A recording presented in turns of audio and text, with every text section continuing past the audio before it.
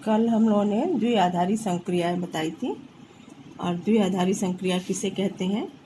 वो ए क्रॉस ए से ए में एक फलन है, और फलन के लिए ये ज़रूरी है कि ए क्रॉस ए से ए में फलन होने के लिए हमें ए क्रॉस ए के दो अवयव लेंगे। यदि उसका प्रतिबिंब ए में बिलोंग करता है तो वो द्विआधारी संक्रिया होगी, नहीं तो नहीं होगी, क्योंकि वो फलन ही नहीं होगा अगर ए का अवयव नहीं होगा। उसके कुछ क्वेश्चन दिए थे, केवल एक लड़की ने करके दिखाया है और बाकी किसी ने नहीं किया है। आप लोग उसको लगाइए। 1.4 एक्सरसाइज के 2 क्वेश्चन हमने दिए थे और 2-4 एग्जाम्पल भी कराए थे। अब आगे की कुछ एग्जाम्पल हैं जिसमें फलन जो द्विआधारी संक्रिया है उसकी परिभाषा दी गई है। उस परिभाषा को आप समझिए। एक एग्जाम्पल है, सिद्ध कीजिए कि ए बी फलन है। ए बी से सिद्ध कीजिए कि ए बी जो है उसका प्रतिबिंब, ये ऑर्डर्ड पेयर है ए बी, जो ए क्रॉस ए का एक अवयव होगा, उसका प्रतिबिंब है अधिकतम ए बी, यानी ए और बी में से जो अधिकतम मान है। यदि ए अधिकतम है तो ए बी का प्रतिबिंब ए होगा, यदि बी बड़ा है तो ए बी का प्रतिबिंब बी होगा। इस तरह से ये परिभाषित है फलन, और इसको इस तरह से वी के शेप में लिखते हैं। ये एक फलन है। अगर ये कहीं ये सिंबल लिखा हुआ है तो इसका मतलब है कि ये आर क्रॉस आर से आर में एक फलन है, और उस फलन की परिभाषा ये होगी जो पहले हमने बताई कि ए बी का संबंध या ए बी का प्रतिबिंब ए और बी में से जो अधिकतम मान होगा वही होगा। और एक फलन और डिस्क्राइब किया है, ए बी का प्रतिबिंब ए बी में से जो निम्नतम मान होगा वो है। यहाँ वी लिखा था, यहाँ हम उल्टा वी लिखेंगे, वो फलन होगा आर क्रॉस आर से आर में। ये दोनों ही संक्रियाएं द्विआधारी हैं, ये हमें सिद्ध करना है। एक हम कर रहे हैं अधिकतम के लिए, न्यूनतम वाला आप अपने आप करिएगा। यदि ये आर क्रॉस आर से एक फलन है जिसकी परिभाषा ये है जो बता चुके हैं, यानी ए बी का प्रतिबिंब जो दोनों में से अधिकतम होगा, तो ये जो ऑर्डर पेयर है उसकी 3 स्थिति हो सकती है। या तो ए बड़ा है बी से, या बी बड़ा है ए से, या ए और बी आपस में बराबर हैं। यदि ए ग्रेटर देन बी है तो इन दोनों में से जो बड़ा होगा उसका प्रतिबिंब वो होगा। तो ए और संक्रिया बी, ए और बी पर ये संक्रिया हम लगाते हैं, तो अगर चूंकि ए बड़ा है इसलिए ये ए के बराबर होगा। मान लो ये 1 3 है, तो इसका मान, इसका संबंध किससे होगा? 3 से। इसी तरह से यदि बी बड़ा है ए से, तो ए और संक्रिया का चिन्ह जो है बी, इन दोनों का प्रतिबिंब क्या होगा? बी होगा। यदि बराबर है तो चाहे हम ए लिखें चाहे बी लिखें, यानी 1 1 होगा तो उसका प्रतिबिंब 1 होगा, 2 2 होगा तो उसका प्रतिबिंब 2 होगा, जब ए और बी दोनों बराबर हैं। तो प्रत्येक स्थिति में जो भी आ रहा है, चाहे वो ए आ रहा है या बी आ रहा है, ए और बी दोनों अवयव किसके हैं? आर के, यानी ये सहडोमेन के अवयव हैं, इसलिए ये एक फलन होगा और ये संक्रिया द्विआधारी संक्रिया होगी। इसी तरह से न्यूनतम के लिए आप सिद्ध कर लेंगे। दूसरी तरह के क्वेश्चन इसमें है द्विआधारी संक्रिया सारणी बनाना। सारणी बनाने के लिए एक उदाहरण लेके चलते हैं।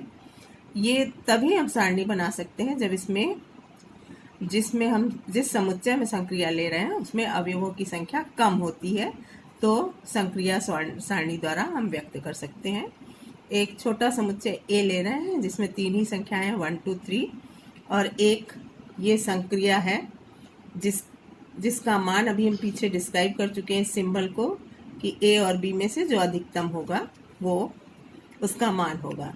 तो अधिकतम मान संक्रिया है ए क्रॉस ए से ए में ए बी का प्रतिबिंब ए और बी के अधिकतम मान से। तब सारणी बनाने के लिए हम रो और कॉलम बनाते हैं।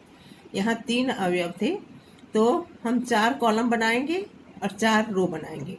एक रो में हमने ये लिखा संक्रिया का चिन्ह, उसके बगल में तीनों अवयव, 4 हो गए ये संक्रिया का चिन्ह, 1 2 3। इसी तरह से वर्टिकल में 1 2 3, तो 4 रो बन गई और 4 कॉलम बन गए। अब ये रो है, इधर रो हो गई और इधर कॉलम हो गया। ये आई, रो के लिए आई लिखते हैं और कॉलम के लिए जे लिखते हैं, AIJ।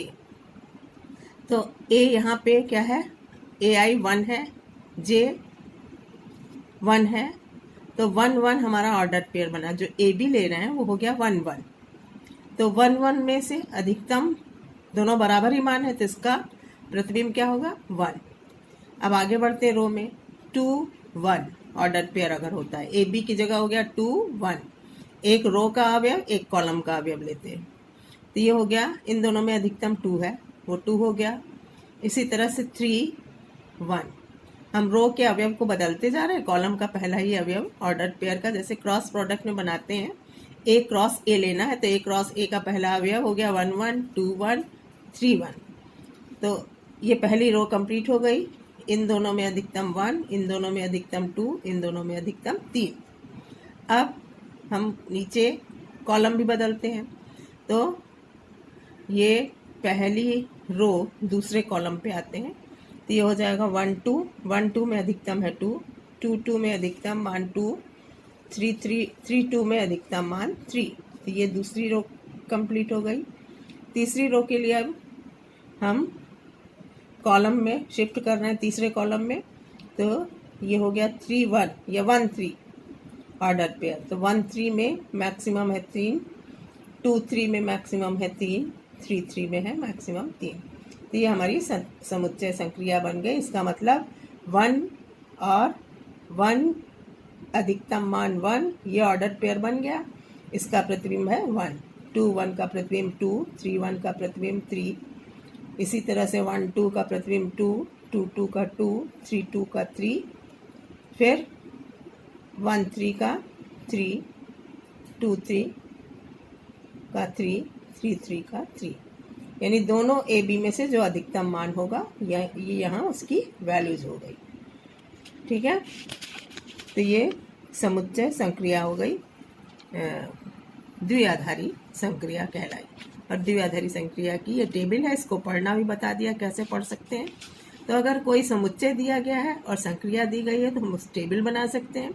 अगर टेबल दी गई है तो हम संक्रिया भी पहचान करके लिख सकते हैं, कि उसकी परिभाषा बना सकते हैं कि क्या है उसकी परिभाषा। एक उदाहरण और ले लेते हैं। समुच्चय A यहाँ 5 अवयव वाला है, 1 2 3 4। तो एक अधिक हम कॉलम बनाएंगे, एक अधिक रो बनाएंगे। कॉलम 1 2 3 4 5 6 कॉलम बने, 1 2 3 4 5 यहाँ से है और एक उसके लिए संक्रिया के लिए कॉलम बनाया। ये हमारा समुच्चय है। द्विआधारी संक्रिया की परिभाषा क्या दी है, A संक्रिया B इक्वल टू AB का मसपा महत्तम समापवर्तक या SCF। तो संक्रिया सारणी द्वारा गणना करनी है इन मान की। ये 3 क्वेश्चन है, तीनों की गणना करनी है। अब पहले हम सारणी बना लें, फिर सारणी से मान कैसे देखेंगे वो बताते हैं। सारणी पीछे बनाना बताया है हमने, यहाँ अवयव लिखे, रो में और कॉलम में भी अवयव लिख लिए। अब एक रो और एक कॉलम के अवयव से हम ऑर्डर पेयर बनाएंगे 1 1। अब हमारी संक्रिया क्या है, संक्रिया की परिभाषा दी है AB का महत्तम समावर्तक। तो 1 और 1 का SCF या महत्तम समापवर्तक क्या होगा, 1। महत्तम समावर्तक क्या होता है, वो बड़ी से बड़ी संख्या जिससे दोनों में भाग दिया जा सके। 2 1 इसका महत्तम समापवर्तक 1, 3 1 चूंकि यहाँ 1 है तो सबसे बड़ी संख्या 1 ही होगी जिससे दोनों में भाग दिया जा सकता है। 3 1 का 1 हो गया, 4 1 का 1 हो गया, 5 1 का 1 हो गया। अब दूसरा ऑर्डर पेयर लेते हैं, रो के साथ हम कॉलम के अवयव बदलते जा रहे हैं। 2 2 2 2 का महत्तम समापवर्तक, 2 1 1 2 का महत्तम समापवर्तक 1, 2 2 का 2, 3 2 का 3 1, 4 2 का 2, 5 2 का।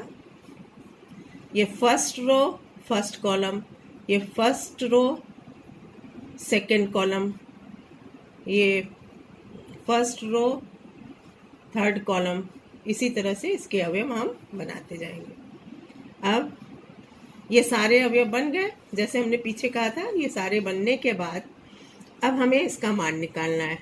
तो 2 क्रॉस 3, 2 हम रो में लेंगे और 3 जो है वो कॉलम में लेंगे। 2 यहाँ है, 3 यहाँ है, और दोनों की सीध में नीचे आते जाएंगे तो ये क्या अवयव मिला? 1।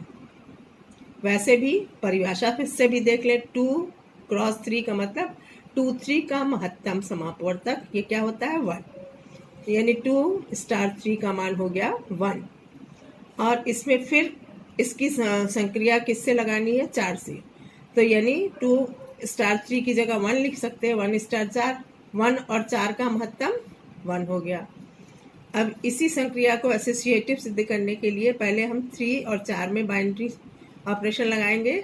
तो 3 और 4 का महत्तम हो गया 1, 3 और 4 का, फिर उसमें 2 और 1 का महत्तम 1, दोनों बराबर आ रहा है।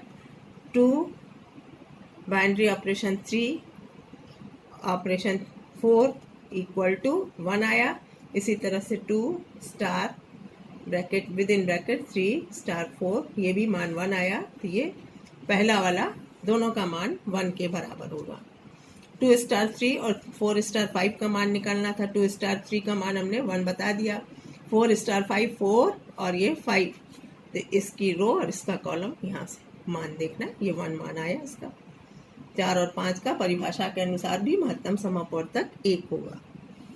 अब ये सिद्ध करना है A cross B, A star B और B स्टार A ये बराबर है। इसको देखने के लिए ध्यान से देखिए, ये क्रम विनिमय नियम का पालन करेगा। तो ये एक आयत बन जा रहा है जिसमें वर्ग बन गया, बल्कि 6 रो 6 कॉलम है। इस वर्ग का एक मुख्य विकर्ण कहलाता है, ऊपर दाहिने से लेकर के बाएं से लेकर के नीचे दाहिने तक, यानी ये जो 1 2 3 4 5 ये कॉलम आ रहा है, ये विकर्ण है, ये मुख्य विकर्ण कहलाता है। इस मुख्य विकर्ण के ऊपर और नीचे 2 त्रिभुज बनते हैं।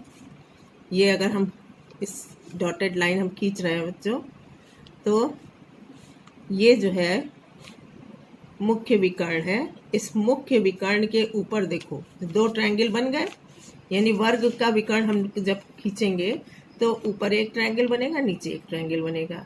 अगर ये इस विकर्ण के प्रति सममित है, यानी जितना जैसा ऊपर है वैसा ही नीचे होगा, तो ये सममित होने पर ये क्रम विनिमय नियम का पालन करता है। अब देख लीजिए, यहाँ इसकी फर्स्ट रो जो है, इसके ऊपर जो पहली रो दिख रही 1 1 1, और यहाँ कॉलम दिख रहा है, जो यहाँ रो है वही यहाँ कॉलम होगा।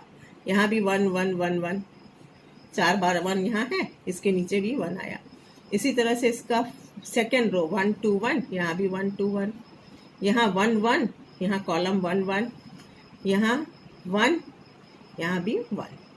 तो जैसा ट्रायंगल ऊपर है उसका मिरर इमेज नीचे की ओर है, तो ये हमारा क्या कहलाता है? ये इस विकर्ण के प्रति सममित है। तो सममित होने पर क्रम विनिमय नियम का पालन करेगा, क्योंकि 2 स्टार 1 और 1 स्टार 2 दोनों का मान बराबर है, ये 1 1। यही हमने सिमेट्री देखी थी, ये बराबर है, ये भी 1 1 आ रहा है। 2 स्टार 3 3 स्टार 2 दोनों का मान बराबर आ रहा है। इसी तरह से 4 स्टार 1 और 1 स्टार 4 दोनों का मान बराबर आ रहा है। तो केवल हम सिमेट्री देख लें तो हम बता सकते हैं कि ये संक्रिया क्रम विनिमय नियम का पालन करती है या नहीं। अब एक चीज और है, छोटा सा क्वेश्चन आता है इसमें कि कोई भी द्विआधारी संक्रिया में, अगर द्विआधारी संक्रिया A क्रॉस A से A में एक फलन है, तो कितनी द्विआधारी संक्रियाएं ऐसी बन सकती? समस्त द्विआधारी संक्रियाओं की संख्या। इसका एक फॉर्मूला है कि A में अवयवों की संख्या यदि n है तो n की पावर n स्क्वायर कुल द्विआधारी संक्रियाओं की संख्या होती है। वो कैसे होगा? या इसको हम कह लें n जो है हमारा डोमेन के अवयव हैं, तो नंबर ऑफ एलिमेंट्स इन को डोमेन, सह डोमेन यहाँ हमारा A है। A के अवयवों की संख्या की पावर डोमेन के अवयवों की संख्या का वर्ग, सह डोमेन की अवयवों की संख्या पावर डोमेन की अवयवों की संख्या का वर्ग, n की पावर n स्क्वायर, क्योंकि यहाँ डोमेन तो हमारा ए क्रॉस ए है, सह डोमेन का क्रॉस प्रोडक्ट है, और सह डोमेन अवयव ए है, क्योंकि ये उसी फॉर्मूले पे बेस्ड है, पीछे हम कर चुके हैं। कोई भी फलन यदि ए से बी में एक फलन है, ए में m अवयव है और बी में n अवयव है, तो ए से बी में कुल फलनों की संख्या बराबर होती है सह डोमेन की घात डोमेन के अवयव, सह डोमेन के अवयव की घात डोमेन के अवयव। सह डोमेन में यहाँ n अवयव है और डोमेन में m, तो n की पावर m हो जाएगी। ये कुल फलन के अवयवों की संख्या। यहाँ फलन जो है ए क्रॉस ए से ए में है, तो ये सह डोमेन में n अवयव हो गए, और डोमेन ए क्रॉस ए है, उसमें अवयव कितने होंगे n स्क्वायर, तो n की पावर n स्क्वायर ये कोई भी द्विआधारी संक्रिया की कुल संख्या के बराबर होगा जो ए क्रॉस ए से ए में है। अब 1.4 एक्सरसाइज के और क्वेश्चन हम भेज दे रहे हैं फोटो, आप उसको लगाते रहिए, इन्हीं फॉर्मूले पे वो बेस्ड होगा। Thank you.